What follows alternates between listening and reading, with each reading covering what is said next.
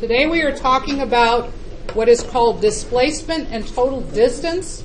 I want to start first with this computer animation of a man. They call it Moving Man. This is out of Colorado State, I believe, where we're going to be taking the man, we're going to be moving him in different directions, and we're going to be graphing the velocity only. Okay? So, I want to come over here, and I want to change his velocity to 1.0 meters per second. And we're going to watch him walk. Now, if I have his velocity at 1 meter per second, how is the velocity graph going to look? Constant where? Above or below the x-axis? Above. And which way is he going to go if his velocity is positive? He's going to go to the right. So, we're going to have him go to the right. And notice how it is horizontal right there. And I'm going to make him go to about right there. Okay. Now I'm going to change his velocity to -1. What's going to happen? What's going to happen to him? Which way is he going to go? Left. How's the graph going to change? It's going to flip over the x-axis. So now, cursor goes to here, and sure enough, he's now going the other way, and I want to make him stop right at 0. Okay. I told you that we're talking about displacement and total distance. Okay? As you are looking at him here, what is the significance of that point at 0? What did he do? He basically stopped. Now, we stopped him a lot longer, but that's the point of stopping, as in turning around. Agreed? Okay. Based on his walking up above, what is his displacement? It's 0. Agreed? Now, if we have a graph of velocity and we're supposed to find the total distance traveled, we're usually supposed to integrate. If we integrated from here to here, would we get an area of 0? Yes. Therefore, the area under a curve calculates displacement, and the area under a velocity curve calculates displacement. Okay. Now, we went all the way to the house, did we not? What is his total distance that he traveled? 16. How could we, using area, calculate his total distance that he traveled?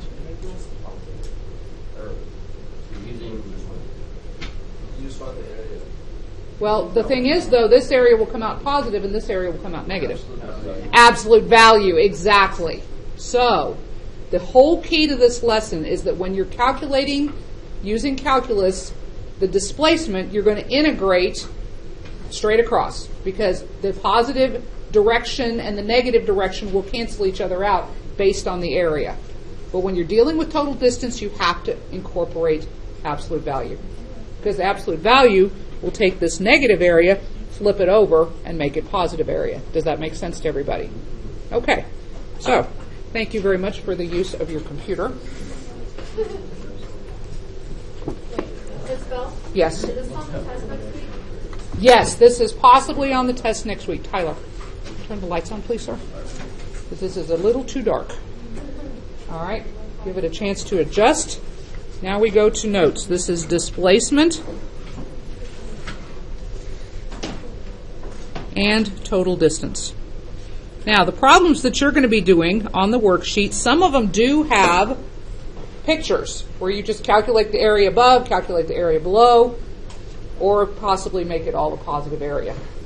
I wish this wasn't so yellow. I don't know why it is. We're just going to have, maybe it's recording in a nice pretty color. We'll hope it is. Okay. Can you refocus it? I can refocus, but I cannot zoom in. Okay, let's go ahead and write displacement. Or I can do this. Let's try this. Did that help a little bit? Keep it yellow. Let's just keep it yellow. Displacement. What is the definition of displacement? It's not the point from the origin. No, it's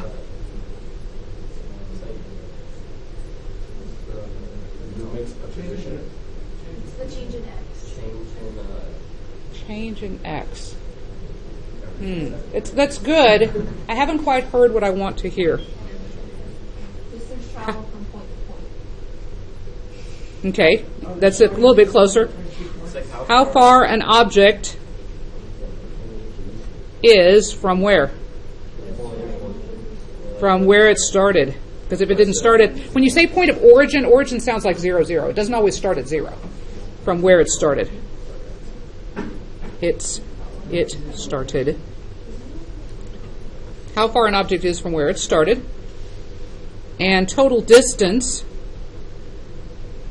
would be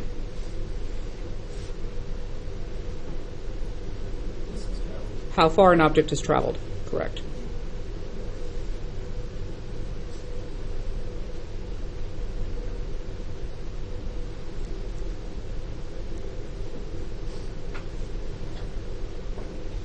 All right, the problems that we're going to be dealing with, most of them, don't give you necessarily a graph, they give you equations. So we've got to talk about how to deal with this in an equation.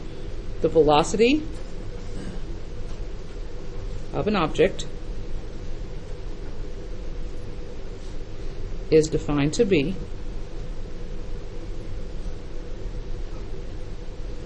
v of t equals 32 minus 2t squared on the interval from 0 to 6.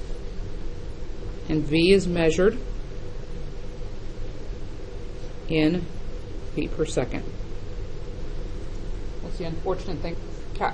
Math versus science. Most science is measured in meters per second, and all their measurements in angles or degrees, and in calculus we're all in feet per second, and everything's in radians. But that's just the way we have to deal with it. Okay? Part A says, find when the object moved left, right, and stopped. Find when the object moved left, right, and stopped. Basically, like the man did.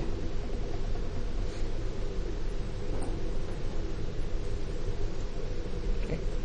When the man moved to the left, how did the velocity graph look? It was below the x-axis. Now, he was moving at a constant rate, that's why it was flat. But even if he was speeding up and slowing down, would it still be all below the x-axis? Yes. Okay? Moving right would be then above the x-axis, and stopping would be where? At 0. So we need to first of all find out where this velocity is 0. So let's take the velocity, 32 minus 2t squared, set it equal to 0. We're actually finding where he stopped first. Solve for t. 32 equals 2t squared. T squared equals 16. Plus or minus 4 or just 4? Just 4. Time can't be negative. Time cannot be negative, and the interval was only from 0 to 6. So in this case, it's t equals 4. Cannot use negative 4. I'm going to make a note of that, because I want you to get in the habit of thinking plus or minus, but then in this case, realizing you can't use the negative in this scenario. Okay, so I'm going to draw a number line. 0 to 6, closed interval, with the 4 a little past center. So, how do I find out which is the positive part and which is the negative part? Plug in what specifically? A number in between each one of those. So if I plug in 2, that would be 32 minus 2 times 4. Is that negative or positive? Positive. That's positive. So that's the positive side. And then from 4 to 6, I'll plug in 5. So that'd be 32 minus 2 times 25. And that is negative. So for the AP exam, that is not enough. You didn't really answer the questions. You gave me a nice pretty little graph, but they want to make sure you understand what that graph means. So what I need to do is come over here and say that he's moving to the left. Where? You tell me. From where to where? 4 to 6. 4 to 6 is left. Now, as far as whether to bracket it or parenthesis You can do either one in this case. They wouldn't count it wrong either way. I think I'm going to go ahead and bracket it. The more I think about it, I like that better. Moving to the right where? 0 to 4. 0, comma 4, parentheses. Where does he stop? At t equals 4. So there is the answer. That shows that you understand the question right there. Yes, sir.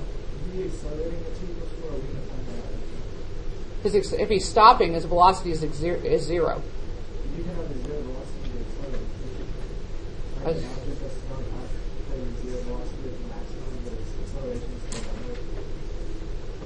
I would have to do more looking into that. I'm not really sure. Okay. Part B. Question says, find the displacement.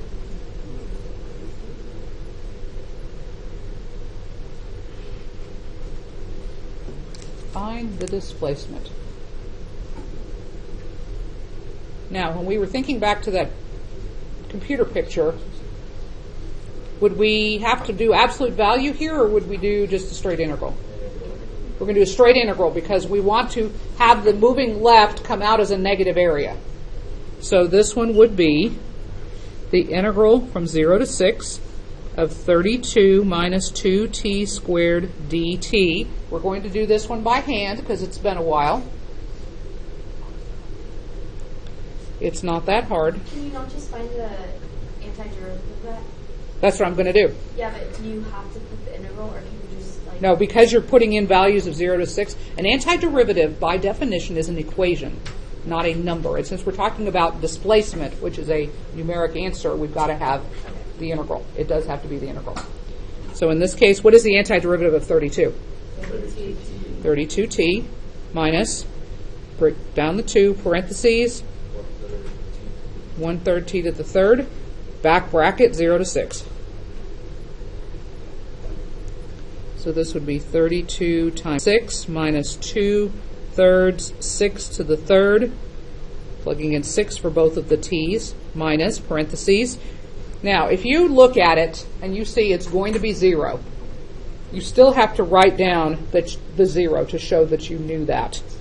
0 minus 0. You can just do that. You don't have to write 32 times 0 minus 2/3 0 to the third. You don't have to write all of that. You just write a 0, and you're good from there. I'll go ahead and use calculator just to speed this part up. 32 times 6 minus 2. Let's do this. 2/3 times 6 to the third, and that's 48. 48 what? It is feet. Its displacement is 48 feet. Okay? Now, interesting question to add on that the calculator, or that the test likes to give you. I was working with my calculator actually. I said calculator. If the position at t equals 0 is 3, what is the final position?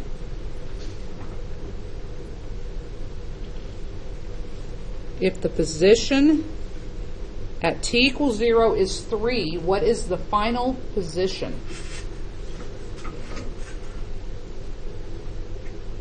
Anybody got a guess? Jordan, how did you get that?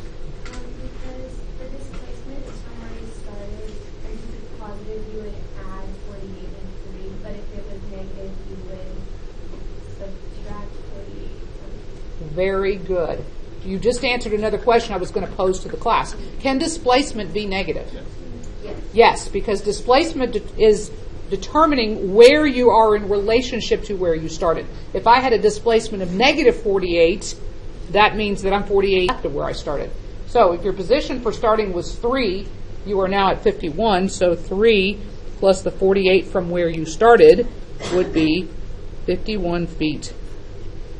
It's like him crawling on that number line. If he started at 3 and he ended up 48 away in the positive direction, he would be at number 51 if the number line went that long. Pardon? All right. Okay.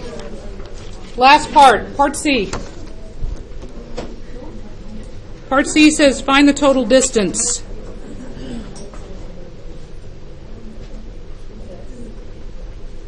Find the total distance. Okay, we have this equation. Let me copy it down again. 32 minus 2t squared. But we have to, we're going to talk about how to do it by hand and how to do it on the calculator, because you don't always have a calculator to do this. Now, we said absolute value to do total distance. The only thing is, there is no integral for absolute value by hand. The calculator knows how to do it properly. So what we have to do is we have to break it into two integrals. We integrate the positive one, and then we integrate the negative one. Now, according to the graph that this one's positive from 0 to 4. So what we do is by hand, we're going to do the integral from 0 to 4 of 32 minus 2t squared dt. Now, I know that's going to give me positive area. But, according to this, from 4 to 6, if I integrate from 4 to 6, I'm going to get negative area. But I want positive area. So I have a couple of options. Aaron, what were you thinking? You do 6 to 4. You could do 6 to 4. Because doesn't switching the limits change the sign of the answer? Yes, it does. 32 minus 2d squared, t squared dt. You can switch these to make it negative, to make the area positive, excuse me. Okay? Another way you could do it, or you could do the first integral from 0 to 4, blah, blah, blah, minus 4 to 6, 32 minus 2t squared dt. Do you understand why minus would make it work? Because this would come out negative area.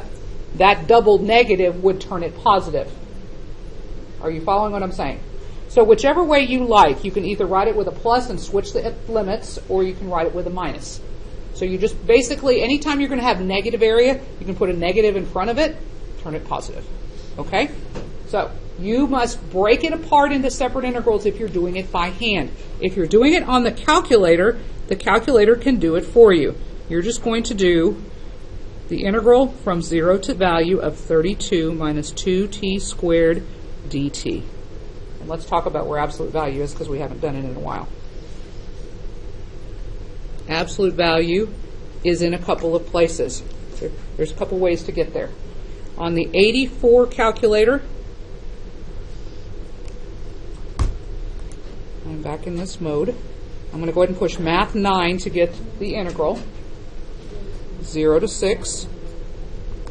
Now, to get the absolute value, if you push alpha, the green key, and window, it's the very first choice. Alpha, window, and 1. And what's nice about the new operating system, it actually gives you real bars. It used to not do that.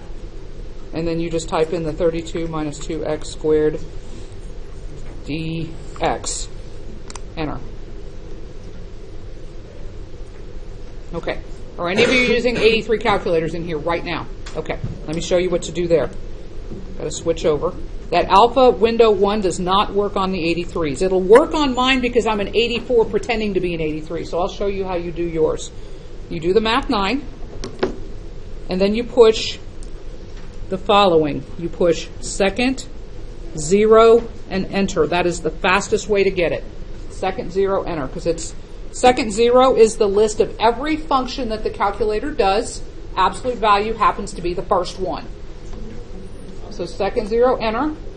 And then you type in the 32 minus 2x squared. Make sure you close that. Close that parentheses. Comma x, comma 0, comma 6. I had a student last period did not close the parentheses after the 32 minus 2x squared, gave her a totally different answer. So it's important that you close it there and then you close it at the end. And so the answer for this is 122. How many decimal places did I tell you the other day you have to go out? 3. So 6, 6, 7. This is feet. That is how far total this object has traveled. Are there any questions?